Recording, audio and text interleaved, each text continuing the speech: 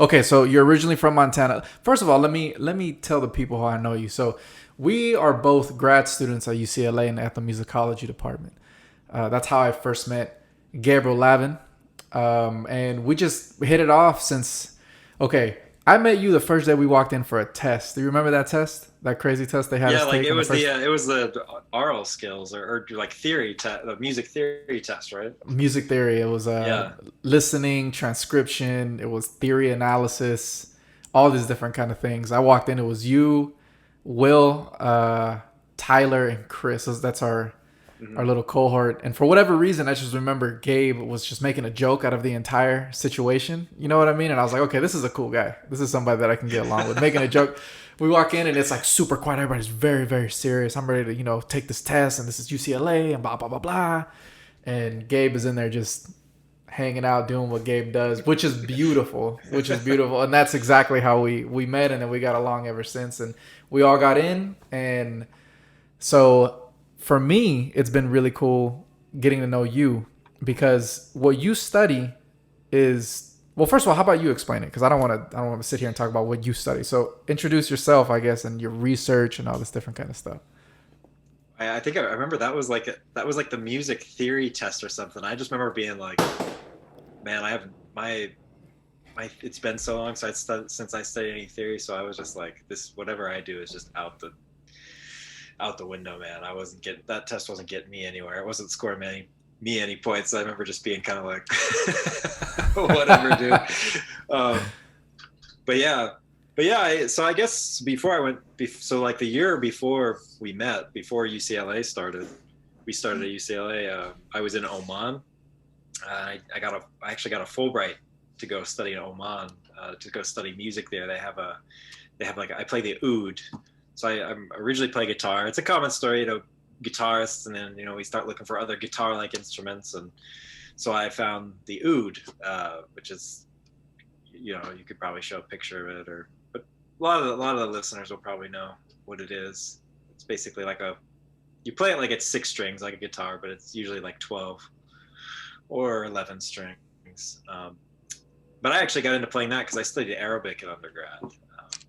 So I actually didn't yeah, know that. I didn't know that at all. I thought you studied anthro in undergrad. well, I did, but I tried to do like a linguistic specialization because I was studying music. I was in like a music tech program at my school. So I went to my school in my hometown, Montana State University, MSU, and they had like this music tech program, which was pretty cool.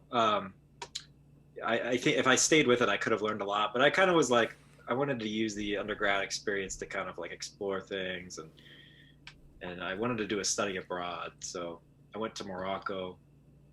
It's a long story, but I had a cousin who studied a bunch in the Middle East. He studied like political science and stuff, and he always came back with such interesting perspective and insights into what was going on in that part of the world that nobody really ever hears about here. So that kind of like tuned me into wanting to study abroad over that region. And what years were this when you This actually was went back over in there? 2009, so this was over 10 years ago now. Wow. Okay. Yeah. And what was it like? So you were out there for a year. Yeah, like yeah, 2 semesters. So just about little over 8 months, like one school year. And yeah, it was great. I mean, just the music was like, I mean, the music there is just amazing. I mean, there's so much going on. I mean, everywhere, every place in the world is a crossroads, but especially there, you have like a lot of West African influence, a lot of influence from the Middle East, a lot of influence from Spain. So it's like you hear like West African music, flamenco music, Arabic music from like Egypt and places further east like that, and then a lot of their own like local music, so jazz. I mean, it was just like it kind of blew my mind. I was like, whoa. Uh, In so Morocco. In Morocco, you're yeah, saying? Wow. yeah. So when I got back from there, after doing a study abroad, because that the program it was direct exchange, so it was just you pay your normal tuition for the university here, and then they just send you. You can just go to another place because then that university will send a student to our university. So it's like Oh, how cool. literally an exchange. Yeah. So it was yeah, it was a really good cool opportunity. So it was after that I stopped kind of studying music and I was like, oh man, this was cool. I would like to keep studying languages and keep traveling, opening up doors for that and stuff. So yeah, that's kind of how it all started. So I bought an oud in Morocco and was like just kind of trying things out. And we got into UCLA at 2000, like around 2015, right? The fall of 2015. Yeah. So what was happening between 10 and 15 that you were up to? Because by the time you got into UCLA, you were impressive on the oud, man. I remember hearing you for the first time. I was like, wow, this guy must have been playing since he was a kid or something. And then when I learned that you started on guitar, and I mean, you just have a lot of facility on the instrument, So what was happening in those few? Because you said you didn't, when you went to Morocco, you weren't playing oud yet. Sorry, right? what did you say? What did you say when I went to Morocco? What? When you went to Morocco, you weren't playing oud yet, right? Yeah, no, yeah. I should also add, I had in college back here in the U.S. I had a bunch of friends from like Kuwait and Saudi Arabia because my school was like a big engineering school. So a lot of students from those countries, they get government scholarships to come here and study. So it was like, so that also kind of pricked my interest. So when I got back from Morocco, all those guys were like, "Whoa, Gabe's back from Morocco and he's got an oud. Let's because a lot of them, they were into music, but they weren't like consistently practicing musicians. I remember there was one guy, he was only here for a semester. He was actually like a really good musician. He played a bunch of different instruments.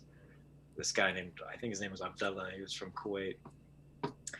But then he left after like a semester. So I didn't really have anybody to like teach me stuff, but all these guys, we would get together. They'd be like, all right, listen to this, try to play this song. And then we can like jam out. We can like play, everybody could kind of play like percussion a little bit. So they're like, try to play this song and we'll try to like, have like a little jam session, like. So I think that was also encouraging. So I kind of, just like I said, I switched from music to anthropology because I was like studying Arabic and they kind of had this linguistic focus. So I was like, well, I'm into studying languages. I remember taking one of my intro classes. They were like, the more languages you can speak, your chances of getting Alzheimer's decreases. So I was like, all right. Is that a thing? I get, yeah, this is one thing they taught. One like this intro, like anthro courses I took, they were like, yeah, like the more languages you can learn, it'll decrease your chances of getting Alzheimer's. And Alzheimer's kind of runs in my family a little bit. So I was like, okay, I'm going to start studying languages. I'm going to study linguistics, get this Arabic down, get into the music, kind of. So that was kind of, in a nutshell. So I started applying for scholarships because my university only had 2 years of Arabic they offered. So I had to apply for scholarships to study abroad. And, so I landed one to study in Egypt. It was a government scholarship. So I was in Egypt for a year. And then while I was in Egypt, I was trying to, I just want to keep it going, like, okay, I got the music thing going, I got this language thing going. It's kind of, for all these scholarships to study Arabic, most of the people applying are like political science people, kind of the standard sort of like, I guess what you and I would consider more kind of dry subjects. So I kind of had this like token, I'm the musician, a bit of a chip on your shoulder is what I'm hearing, Gabe. No, not a chip on my shoulder, but I was just like, I got one scholarship, let me try for another. So I applied. It actually took me 3 years to get that Fulbright to go to Oman. So anyways, I'm just giving you kind of like as quick as I can, the rundown between 2010 and 2015 when we first met. Yeah, no. I mean, I'm loving it. And you're completely right. Speaking more than one language could prevent Alzheimer's as of NPR. So I'll go ahead and I will post it. I will link this in the show notes. I didn't know that. So what do I got? English, Spanish, Portuguese. You need to show me Arabic. You're going to be, your brain's going to be like solid and intact. You could live to you're like 120. I'm hoping so, man. I'm still probably at risk. Maybe by the time I'm 80, you better check up on me. Well, look, okay. Another, so I'll tell everybody a quick Gabe Lavin story. Albingus story. 2 stories. So the way I think that you and I got along really well. So we had the whole test situation and you were just making a joke of it. I was like, all right, that's a cool dude. Right. I'm gonna get along with that guy. Then we all got in and we're all hanging out. And I remember I was over your apartment. I'm, of course, a percussionist. I'm a Latin percussionist. So I play these instruments here. As you can see, these are congas. I also play bongo, which are tiny little instruments. They kind of go in between your legs. So I remember we were at your place, and I saw some what I thought were bongo, but they were out of plastic. Very, for me it was odd because bongo Synthetic usually heads. exactly, yeah, synthetic Yeah. heads. So I start playing them, and I just hear you were like in the kitchen or something. I just hear Bingus, Bingus, and I'm like, what the hell is wrong with this cat, man? Like, what's going on? This is a little out for me, and I start playing it. It's just like Bingus, oh, right, like all of this. I was like, man, this cat is out, man. He's out. And I'm like, so what is that? Is that like something in Arabic? And you're like, no, man, Bingus. That's what you're playing, the Bingus. I was like, oh my god. I thought it was, I felt very.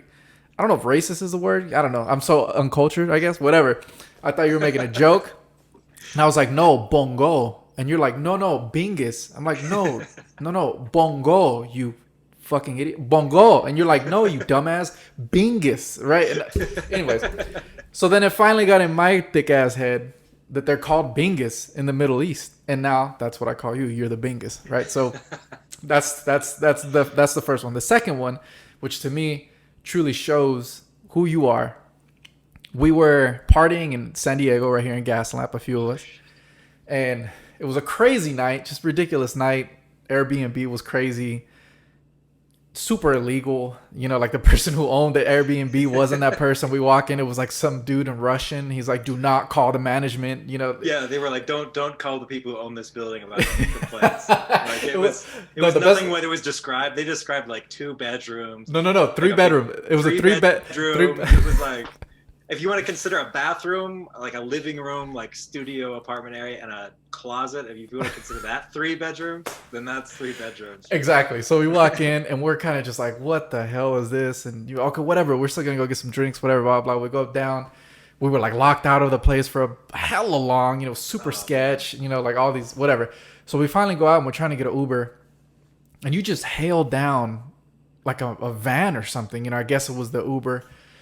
And we had ordered an Uber for one person, but it was like 4 of us or 5 of us. So the guy looks at the group and goes, no, like super stern, super stern, like really angry. Yeah. And Gabe, we were just like this, looking, peering in the window, And I'm like, what the hell's going on with Gabe again? And then you kind of like size him up, and then you said blah, blah, blah, something. I don't know. You said something in like Arabic or something, and the dude's face just lit up, man. Like I don't even know what, as if he had known you for years, and you started started playing. We didn't even pay for the Uber. You just like befriended him immediately. You know what I mean? And started talking. What did you say to that guy? I was actually just our other friend Will Machitsky, who's in our program. I just talked to him the other day, and he brought this up, and it was late. We were partying, we were drinking, so I couldn't remember. But he kind of remembered. He was like, "Yeah, you guys started talking about politics." So he was from Iraq, so I could kind of tell through his accent that he was probably from an Arab country. So we just started speaking Arabic and started to hit it off. And then he was like, "All right, whatever, 4 people, I don't care." And then so I remember something later happened. We had like the wrong location. I mean, it was just like most Uber drivers, like, right, they're passengers from hell, like too many people, wrong location. But when we got to the wrong location, he was like, all right, whatever. I was like, all right, we got like $7 in cash. Like, it wasn't that far away. I was just like, we'll just give you $7 in cash if you just like take us, like whatever it was, like 10 more blocks or like whatever. And he agreed. He was like, yeah, okay, fine, I'll just take the cash, like whatever. You don't worry about resetting the Uber. So we were paying for Uber and cash. But we were just talking about, it was actually, that guy's story was interesting. He actually was and again, Will kind of had to remind me of all this. He was I guess he was like an informant for the U.S. Army when the U.S. Army during the Iraq War. Jeez. And I guess so he's Christian, so he's like a Christian minority in Iraq. So I guess that's what kind of encouraged him to kind of be an informant or like an interpreter for the U.S. Army or Marines or whatever it was, the military, U.S. military. So then out of that, like, I guess he got like a green card or citizenship. I can't remember which one it was. So yeah, that was in a nutshell kind of what his deal was. All in Arabic. Pretty interesting. All in Arabic. So Gabe is completely fluent in Arabic, and listening to you speak Arabic is crazy because like if you close your eyes, you would think that it's somebody from over there. You know what I mean? And you're really just like a Yeah. homie from Montana. So, but it's interesting we bring this up, man, because so when you went to the Middle East and so you said Morocco, Oman, I'm sure you've been to other places. I hear it Yeah. feels like growing up, at least for me, like we we all lived through 9/11. One of my best friends after 9/11 was from Palestine, and I remember his Oh house. man. They were throwing bricks in his windows, breaking his Mm. windows. He would go out and people would say shit to his family and to him. And Yeah. his mother wore a hijab, and man, she would just get harassed, and it was such a Yeah. terrible time, and this was like one of my best friends, man. I love that he's my brother, and Yeah. to see him go through stuff like this was not only heartbreaking, but it was also fucking infuriating, because it's like they had Yeah. nothing to do with what happened, and so what I mean to say is here in the United States, when all that happened, 9/11 and all the fallout and all this, and still there's still troops over there, I feel like we Yeah. have such a warped view of the Middle East and the way we conceptualize the Middle East, and that there's a lot of regions over there that of course do things that are like unacceptable in terms of human rights and all this. I think the way that religion works over there is very different than what we're used to. Yeah. But as an American, what were some of the biggest misconceptions, that you realized when you went over there and then you came back in terms of how we Americans understand that part of the world?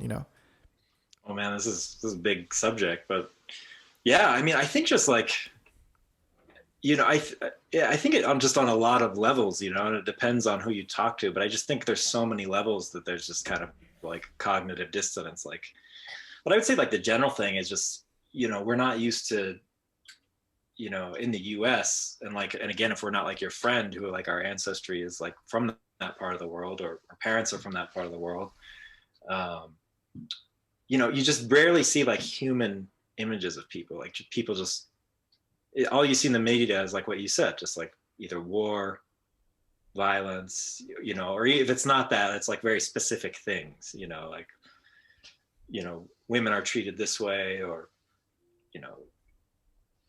religion is like this, or, I mean, whatever. There's like a lot of different things, but I think like the general theme is just like, you don't just see like everyday people kind of doing normal stuff, which is that's like what most of it is. Even sometimes in places where there's a lot of conflict, it's just people trying to like live their lives and raise their kids and put food on the table. I mean, and in a sense, I mean, obviously the culture is different, the language is different, but I mean, it's not different than like human beings anywhere else. Like human beings anywhere else wouldn't react any differently to the situations I think people get exposed to there. So I think, yeah, I would, if I would just say in general, it's just we lack kind of that. Our media tends to not, especially like over the last couple of decades, tends to not just show these kind of normal, kind of humanizing images of people. I think you're completely right, man. Like actually, as you were saying all this, I was thinking back, and I was remembering that, you know, my dad at the time, he was still living at the house. He would always watch CNN, and when all that stuff was going down, it was always fighting. It was never people, and also interestingly enough, was never people getting hurt. You know what I mean? Like it wasn't people dying either. So it's just conflict. It was like I remember a bunch of like bullets and the tracer bullets. You would see a lot of that kind of footage, rockets being shot off. But then I would go hang out over my Palestinian homie's house, and he would turn on Al Jazeera, right? And then that was a completely different way that the media was showing everything. They would show everything. They would show people dead in the streets. They would also show people trying to live normal lives. They would also interview people, and I think you're completely right, and I think it's something that a lot of people are talking about lately, how slanted the different media outlets are here in the United States. I mean, obviously CNN and Fox, but there is a lot of stuff that we aren't shown in general. I think it's super detrimental, man. It's very, it's just terrible. Yeah, and I think it's unfortunately it's sort of, I wouldn't say, I don't mean to say it's like a conspiracy, but like it's sort of like, if you don't show these like humanizing images of like a certain part of the world, you get a population that's more just okay with like constant warfare happening in those regions, because unless they haven't been there or have relationships there or family there, they just don't really care, because that's all they see. But if they saw more humanizing images, they would they would be more angry about it and vote for the politicians who aren't trying to start wars and military president. Anyway, but yeah, it's a And how did they see when you were out there? I'm sure I mean, I know when I went to Cuba, it seemed like a lot of the Cubans that I met were eager to talk about American politics. You know, like when I went to Argentina, that was one of the first things that they always wanted to ask me about American politics. When you went out there to these different regions out there in the Middle East and North Africa, was that something that they wanted to talk to you about? Was that something that they were, I mean, informed of, curious about, or was it just, like fuck them over there? But how was it? I mean, in general, yeah, people were very, yeah, people wanted to talk about politics. People wanted to, you know, hear my perspective on things or tell me their perspective on things. I think, that one of the things I would say that was like different than say like maybe when we're in the US or Americans kind of here talk about other parts of the world is like there, it would always, usually these conversations would be premised by like, okay, we know there's a difference between American government and like American people, especially in places like Egypt where there's a lot of tourism. People from all over the world go to Egypt. So usually you get a lot of times people like you get in a taxi, you'd start talking with the taxi driver. They would say, well, I've given Americans plenty of rides around Cairo and nice people. And we know there's a difference between the government and the people. And, That's interesting, man. Cause doesn't always. Yeah. I feel like we don't do that here. Go ahead. Sorry. I don't mean to interrupt you, but I feel like we don't do that. It's like Iranian people, there's no disconnect. It seems like. Mm-hmm. Yeah, I think for whatever reason, which is weird, because you think here we're like, this is like a free country with people from all, we're a country of immigrants, everybody's, unless you're Native American, you're not, Native American, right? I mean, everybody's most people in this country are immigrants. So you'd think we would have this more like nuanced perspective, but for whatever reason we don't. I don't, I think a lot of people do, but in general, I think we tend to kind of like to pigeonhole people and places and things. It's terrible. Yeah, man. And you're saying out there you would start talking to people and they would for sure just be like, okay, cool. There's a definite difference between you and whatever it is the people that you got in charge are doing. And it was just something that was known for sure. Yeah. I mean, yeah, some people would be like, I mean, obviously like you it's inevitable you get into heated discussions and people kind of assume things about you because of where you're from. I mean, that happens everywhere, right? But I've never been one to like get into like start fights with people and like mm-hmm. or like start heated arguments. I just like to kind of listen and if somebody's talking shit about the US, it's like I don't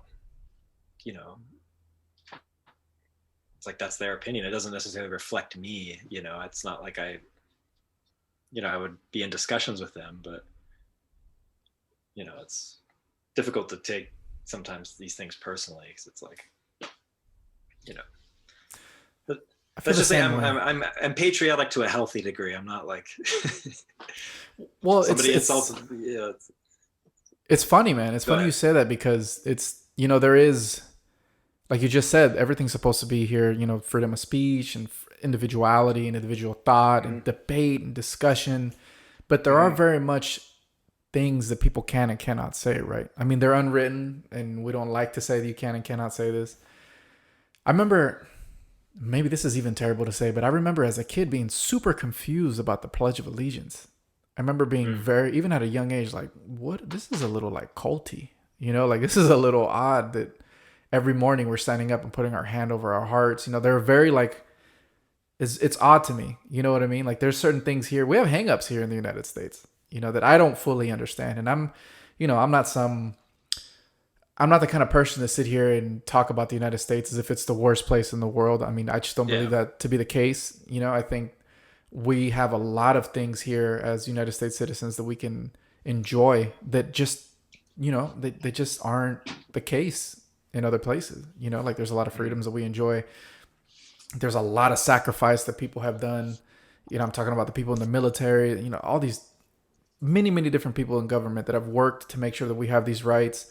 And there's, of course, a long history of the United States doing a lot of fucked up shit, so it's not like I feel like I'm the same as you. I can't look at the United States as like this pearly, utopia, because it just isn't. I mean, as someone who's studied, Latin American history, I mean, we've overthrown governments, like I Yeah. mean, look, I mean, talking about the Middle East, we've been in there, and well, everyone knows the lies, Mhm. supposedly, not supposedly, but very true lies that got us there in the first place. And there's a lot of, nothing is perfect, Yeah. and I'm not the kind of person that talk shit about the United States either. But also, I think there's something to be said about having a very nuanced, clear view of what this country has done in many parts of the world that has benefited us, and we should be very cognizant of those ramifications. Yeah, for sure. For sure. Yeah, I think it's just like being open to criticism too. It's just like if I mess up, or we live in a country that's done a lot of messed up stuff, you should just be able to like accept that and talk about it. And you know, otherwise it's like if you just keep trying to like say, oh, nothing's wrong, it's never gonna we're perfect, that doesn't get anybody anywhere. No, no. And before, okay, so what is the most? It's gonna seem like a cheesy question, but I want you to answer this truthfully. What was the most beautiful memory you have of one of your first trips out there? First going out there, was it like a memory that you think back and you're like, wow, this completely changed the way that I think about this region of the world, or these people here, or what it is that I'm experiencing now? What is that one snapshot, that one moment? I would say it's difficult to think of a snapshot, but I think when I was in Egypt, because I had my language classes and kind of regular school during the day at this language center. Most of what this center does is teach English to like students like our age, undergraduate age students from Egypt. But then they have these individual programs kind of for foreigners that would come to Egypt to study Arabic. So I was at this like language institute in the mornings, and then the evenings, a friend of mine I actually met through this language institute. He was like, hey, if you're here, like you want to study the oud and you want to get into like music and stuff, I got to take you to this place called Beit al-Oud, which is like which means like the oud house, basically. It was in this cool old center of Cairo, this old part of Cairo, right next to like one of the oldest universities in the world. This like university that was founded in like the Middle Ages. Um, What? yeah, Al Azhar University. So kind of this old area, but it was also kind of a local area. It wasn't like a rich area. It was kind of where a lot of like working class people live. So it was just like kind of a cool area, historic, kind of mellow. Lots of good, all kinds of food. Um, so there were, and then in one part of it, there was this kind of this old tourist shop, this old kind of like, or not a tourist shop, like a tourist area where it's just this old, like the old kind of market, that's been around there for ages. So it's a cool area. So I met this friend, he took me there and was like, he introduced me to the people there, and introduced me to like the guy that runs it. It was this famous oud player from Iraq, Nasir Shemma. He's the guy who runs the place. It was owned by the Egyptian government, but he was kind of like the manager of it, sort of like the director. So he was kind of the main professor, you could say, there. But then there was a bunch of people that graduated from this place. It was like about a 3-4 year program there. Um, so there's like, I don't know, maybe like 15 kind of teachers under him that would give like half-hour lessons 3 times a week. So I would just say, to answer your question, like just going to this place, I think that was like a really, I mean, obviously musically it was amazing, but just getting to know all the people there, because it's obviously, I'm in Cairo, so I meet people from all over Egypt, but I met people from Iraq, people from Syria. There's a few Europeans there. There was even like a few students from Indonesia there. I mean, just people from all over the Middle East, and then, a few other parts of the world too. Like, yeah, I had friends from Libya, yeah, Syria, Palestine. So I would say that, and it was all just through music. Everybody came there because they wanted to learn oud or another instrument. They taught a few other instruments there too. Um, yeah, it was just, I think that was just a really nice experience, um, overall, just kind of getting to know a lot of people and hear a lot of music, learn a lot, hear a lot of perspectives. Um, yeah, it's hard to like single out one moment though. Uh, Well, and that, I mean, if I can if I can transition into your research just a little bit, I don't want to give too much away, but I do know that you followed the movement of the oud, right? So a lot of what you've studied has had to do with this oud, this instrument, moving over, I mean, an enormous region, right? I mean, because Islam, we can say that that music has gone from where? Saudi Arabia into the Middle East, but also as far west as like North Africa and Morocco. And when I was lecturing on this not too long ago, I mean, I also know that there's mosques like even in China. You know what I mean? So like the religion has moved stuff all over that. Yeah. I mean, the continents, right? And I mean, I don't know if I don't want to talk out of turn, right? This isn't my specialty, Yeah. but has the oud moved along with the religion in that same way, or I mean, it's not just to one region, right? I feel like I'm butchering this. Talk about talk about what you researched, Gabe. It's a good question. I mean, I think that there's so many theories. I mean, you and I, we've talked about this over the years. You know, there's just so many theories about like, no matter what instrument, what tradition it is. I mean, there's so many theories about origins and debates, and is this the original, or who are the like the authentic practitioners of this, and what's this? You know, I mean, these discussions just like endless, and there's rarely any answers. You know, but I think but having said that, I think the oud, yeah, I think in certain instances it did spread to the Middle East from like to other parts of the world, kind of because of religion. But and again, I think a lot of scholars say that the first instrument that kind of looked like an oud kind of came about in Iran or Persia, I guess they would call it back then. I think in like the 4th century, something like this, like before Islam, in like one of the centuries coming up before Islam, because Islam was like 7th century, so 4th century.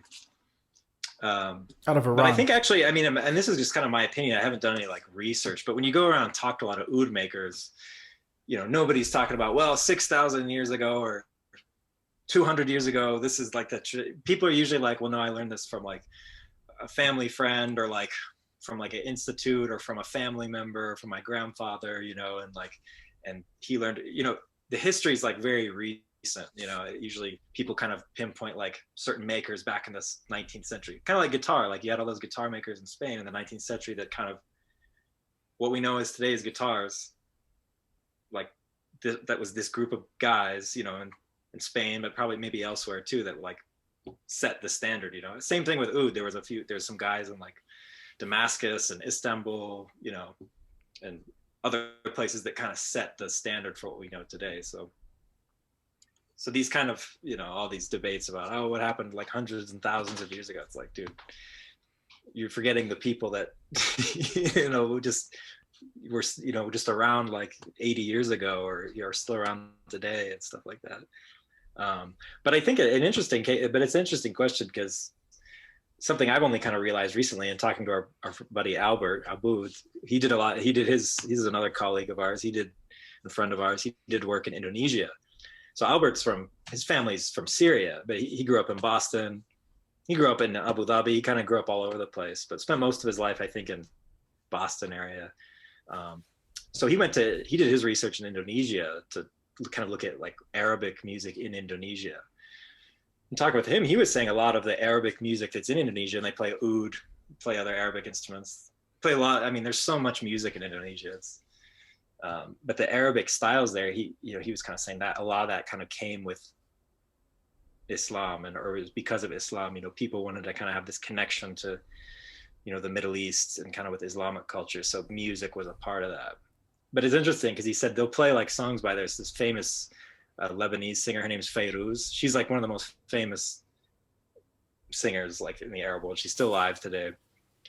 But in Indonesia, they'll play Fairuz songs because it's kind of in this like Islamic Middle Eastern context. But Fairuz, she's Christian. Like she's interesting. Like she's Maronite Christian, and so it's like she's not like, she comes out with like Christmas albums and stuff like that. She's not like, so it's like, but I think there it's because the sounds Middle Eastern. So that kind of just equals, and I think it's cool, I think that's, that's the beauty of music, is people can have their own take, anywhere where music moves. And if we're talking about Middle Eastern music, I would have to say the oud is probably the most Middle Eastern sounding instrument. I think that I could probably pick out from the top of my head right now. It's such a beautiful sound, you know, and it makes total sense why that instrument would move into into Indonesia in that way, Yeah. because it has such a beautiful. I mean, there's no frets, first of all, Mhm. right? So people who play guitar, imagine a guitar. I mean, everyone's seen a guitar. If you look at a guitar, it has these metal things where you put your fingers, right? Those are called frets. Those essentially allow you to play the notes. Imagine a guitar with no notes, or sorry, yeah, no notes, no frets. That's essentially the fingerboard for an oud, right? Mhm. And Yeah. then how do the strings work? The strings are tuned in fourths, pretty similar to a guitar. There's lots of different tunings. I like to, depending on like the style you want to play, or like what kind of. So people kind of call, sort of like back in the day in Europe, they'd be like the Russian school, the Bohemian school, like Czechoslovakia. I mean, this isn't my expertise, so but I'm saying that it was like kind of like these schools that were set up in the 19th century, and they're usually based on like the country. So they've kind of, that similar thing has happened in like the Middle East. Okay, so people say, oh, there's the Turkish school, and there's the Iraqi school, and there's the Egyptian school, and I mean, I think there's some truth to that. Obviously borders, restrict people's movements, and they make people stay in one place and develop a thing there. But also people move a lot too. So I think while there's some truth to these different schools, it's people have been moving around. And so, and even if you would just want to say, oh, like a lot of people in Egypt, or a lot of my friends would say, oh, there's a Turkish school. But then you talk to like Munir Beckham, and he's like, well, there's like a million styles of and approaches to the oud, and just in Turkey alone. So Shout out to Dr. Becken at UCLA, yeah. an amazing oudist, amazing Mm-hmm. musician.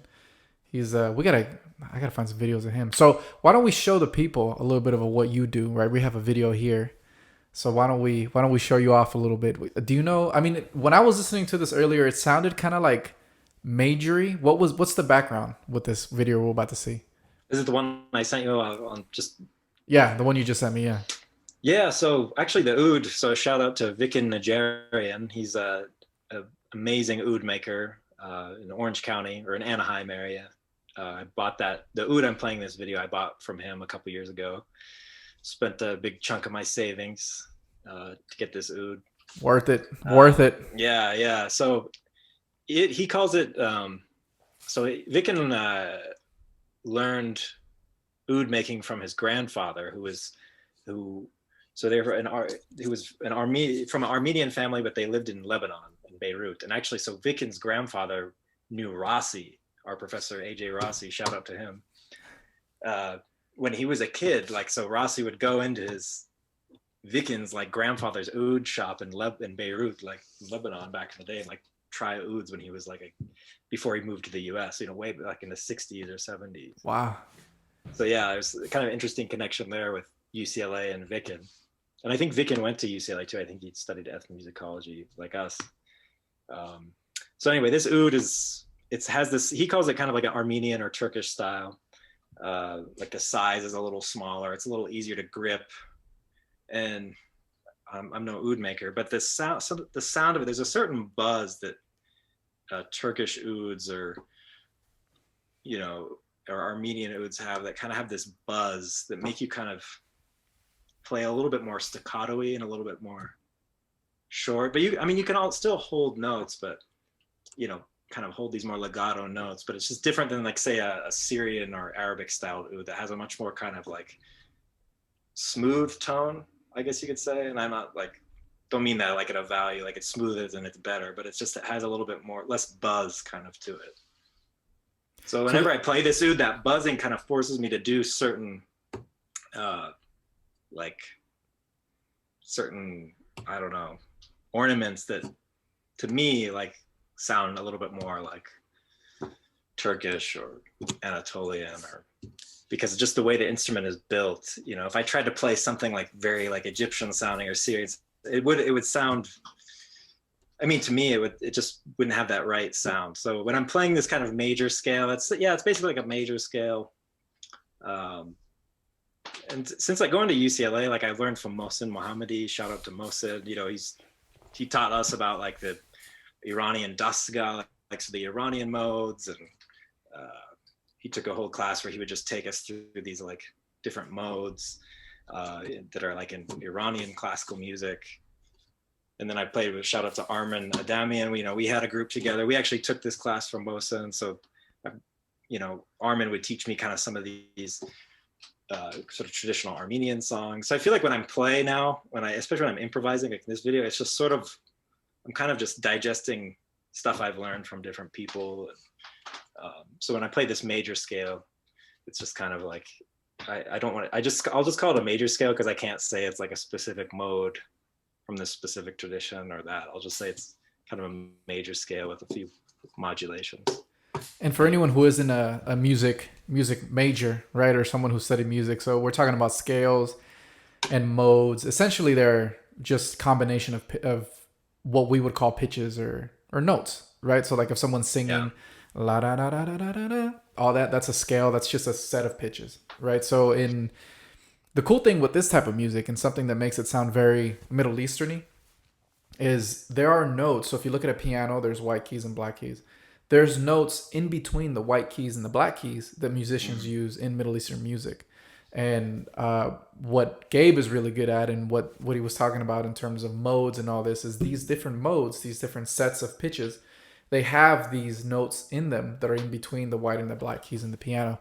And these give these sets of pitches, which generally we can call a mode, that allows us to have these very beautiful little like mini melodies that the musicians or the singers or whoever can kind of like explore. And Gabe, let me know if I'm saying anything wrong, but they can kind of explore and basically make little mini compositions within them.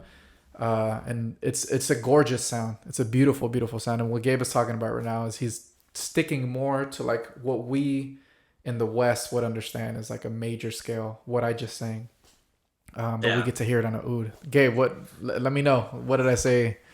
Is anything out of that's great to me. I think what's cool about, again, like I said earlier, it's just there's no one right way to interpret things. I mean, obviously, if you want to dig into one tradition, you have to kind of like adopt a method. But even then, there's so many, especially with the oud. I mean, you're talking about an instrument that's played mostly in the Middle East, but it's also in Indonesia. It's in East Africa. It's wow. Even just the Middle East. That's just like a huge area. I mean, that's tons of different cultures. So I think, there's a lot of ways to like think about and conceptualize things. So, and I kind of gave my like rant, so it's good to have somebody to kind of try to clarify things. I tried. Yeah. Okay. So let's listen because you're an amazing oudist, and I want to share this with people so they can understand what this sounds like. So let's cut over to that.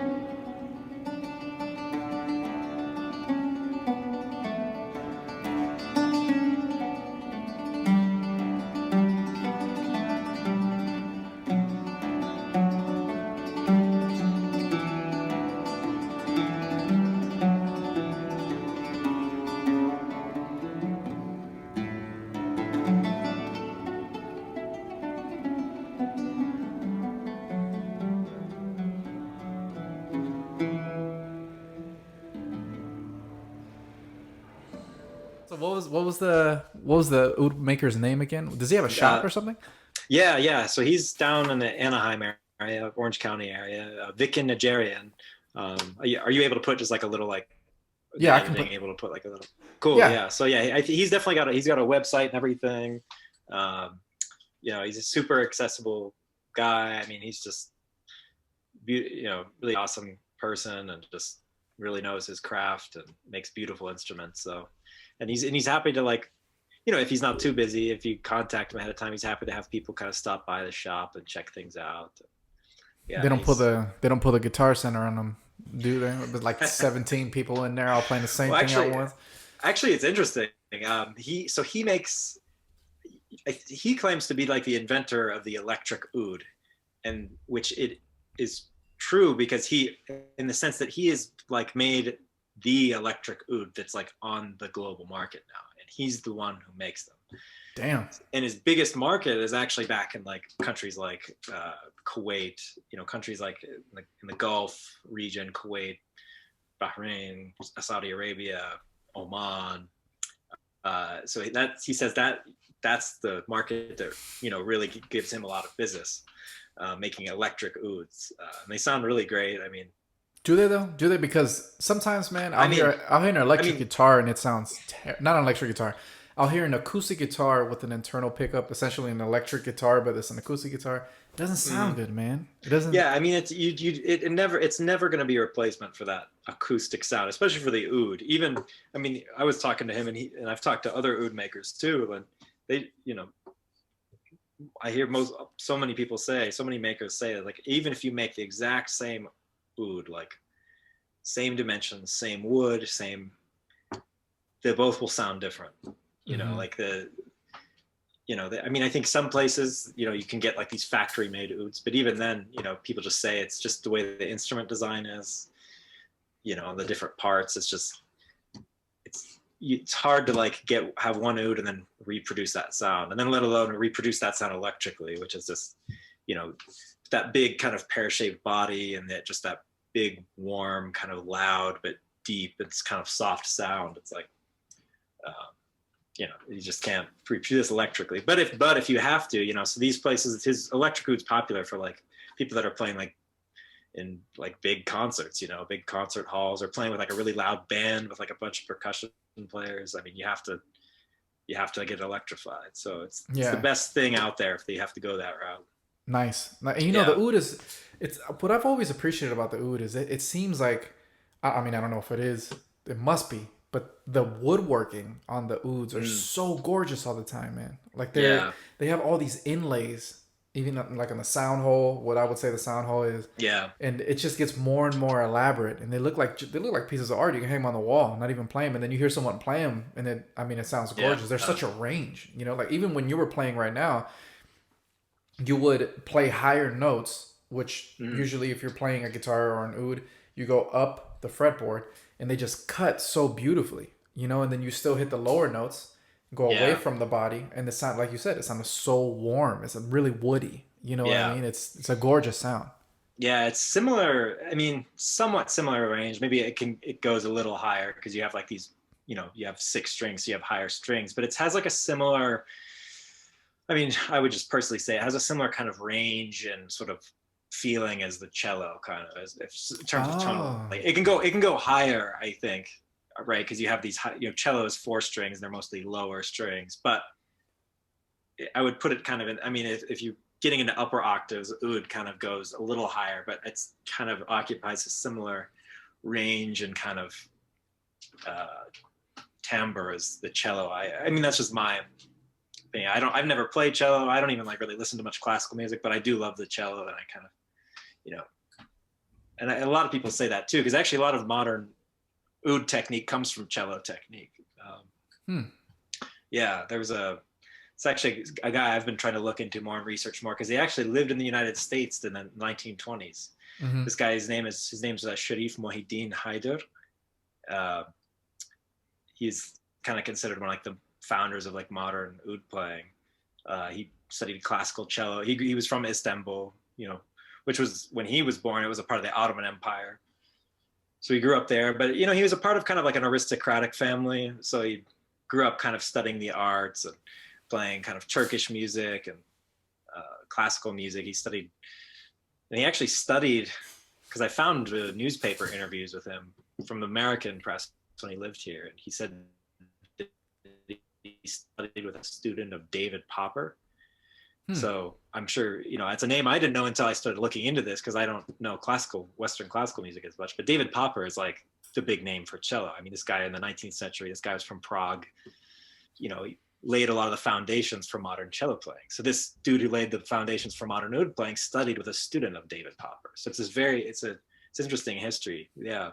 That is super interesting. He would apply the cello left-hand technique, the fingerboard, to the oud, so, it's like cello, you're vertical like this, but then oud, horizontal, but the same kind of technique. So wow, I did not know that. I didn't know that. But you know what? It makes sense though, because the cello fretboard, the cello neck is pretty thick, and the oud is pretty wide, isn't it? Or no? Or am I tripping?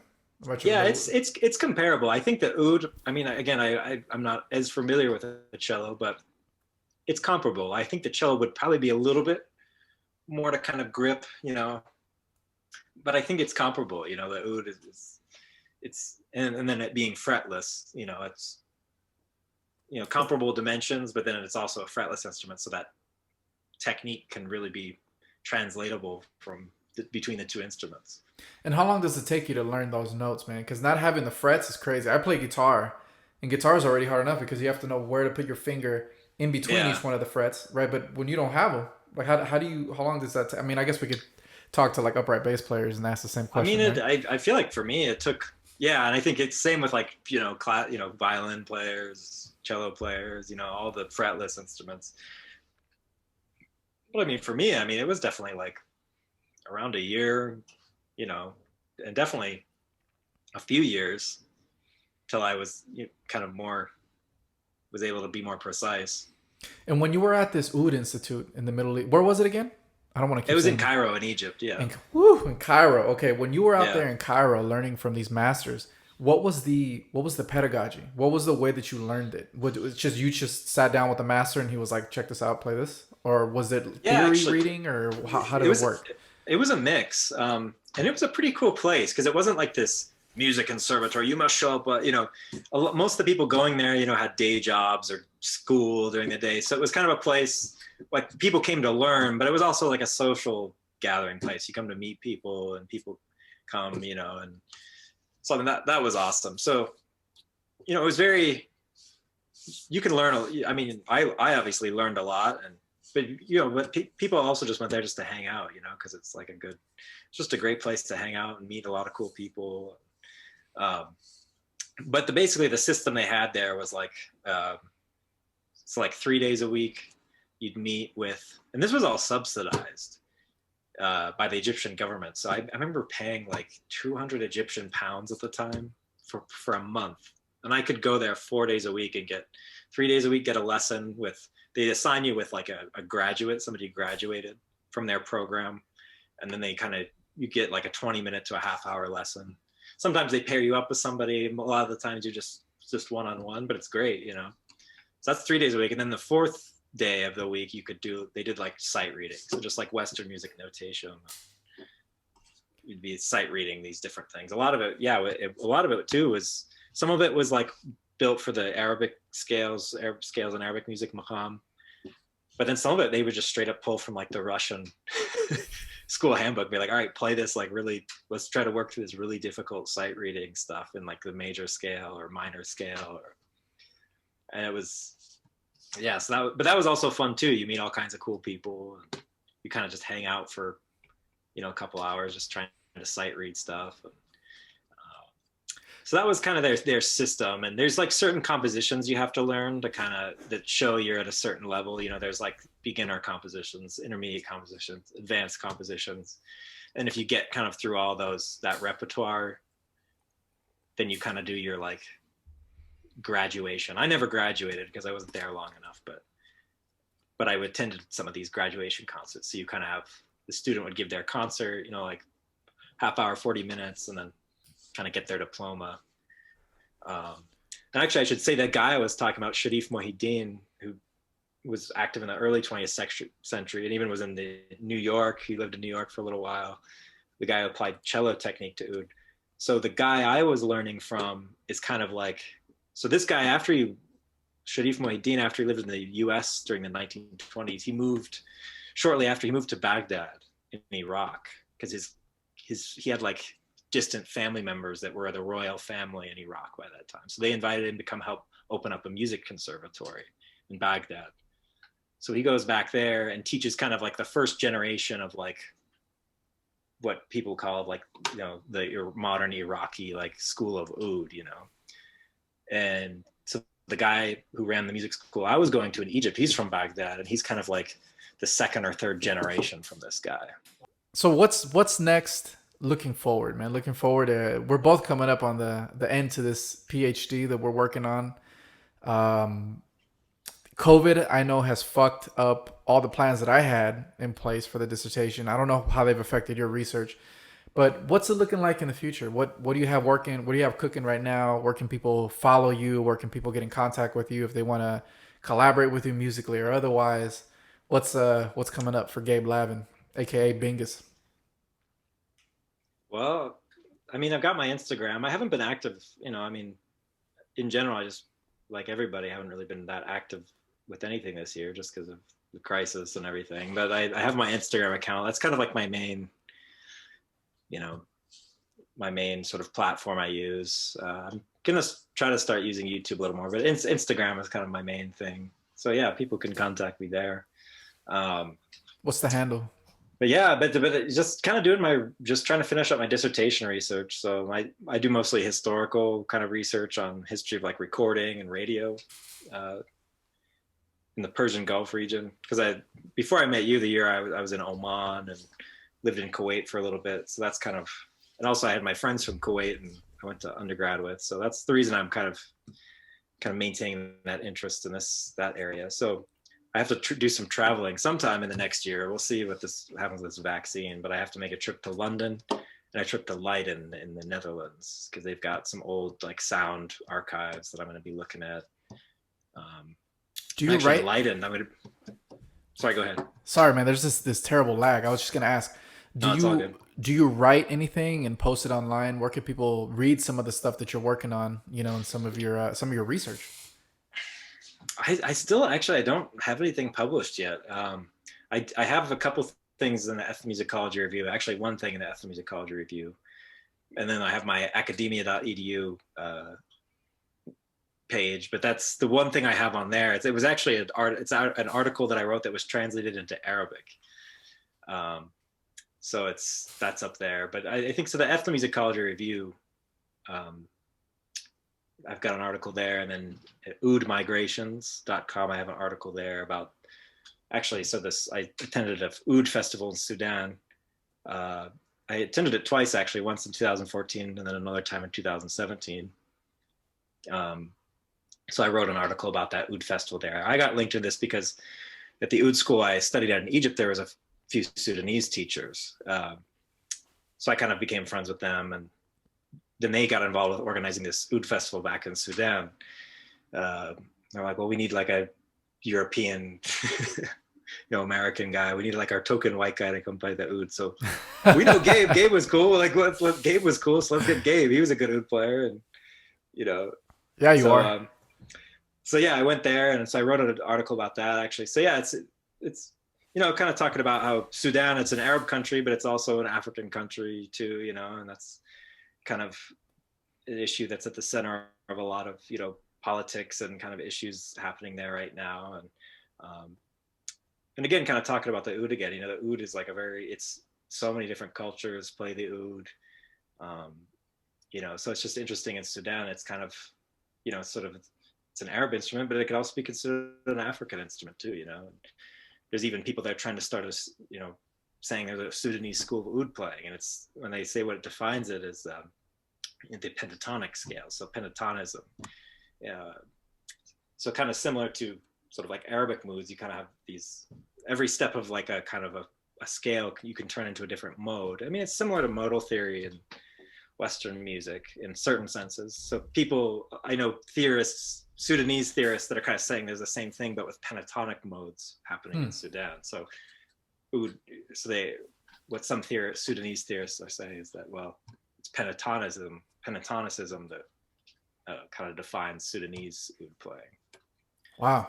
So send me the links to these, and I'll put them in the show notes so people can check them out. This is fascinating. Yeah, I will. Yeah, I will definitely.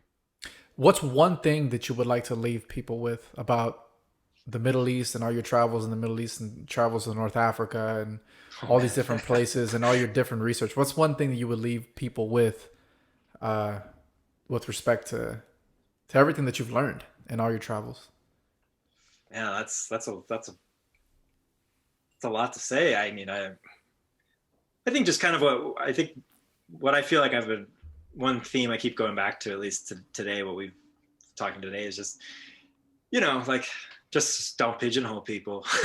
Simple as that, I guess. Just every single city on the earth, every single town on the earth has a lot going on, even if it's just like a small place, or even if it's on the other side of the world. It's life is complicated and crazy and weird and difficult, but also beautiful, and and everybody kind of goes through that everywhere in the world. So it's just like, don't pigeonhole people. That's a great place to leave it. And that's very true. Let's leave it there. Thank you so much, Gabe. This was great. Bingus. Thank you so much, Bingus. Thank you. This was great. And let's do another one soon. Let's do it. Yeah, let's do it for sure.